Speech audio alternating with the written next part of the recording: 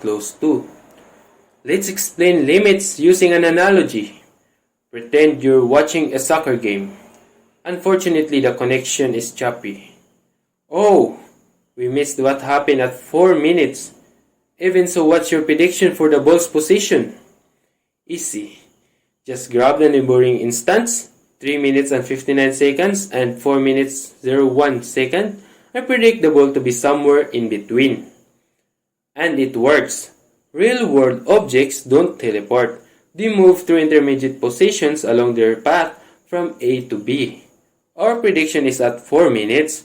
The ball was between its position at 3 minutes and 59 seconds and 4 minutes 01 second. It is not bad for a prediction. With a slow motion camera, we might even see at 4 minutes, the ball was between its position at 3 minutes 59 seconds, 0.999 milliseconds, and 4 minutes 0.001 millisecond. With these requirements in place, we might say at 4 minutes, the ball was at 10 meters. This estimate is confirmed by our initial zoom, 3 minutes 59 seconds to 4 minutes 01 second, which estimates 9.9 to 10.1 meters. And the following one, 3 minutes and 59 seconds, 0.999 milliseconds to 4 minutes 0.001 millisecond, which estimates 9.999 to 10.001 meters.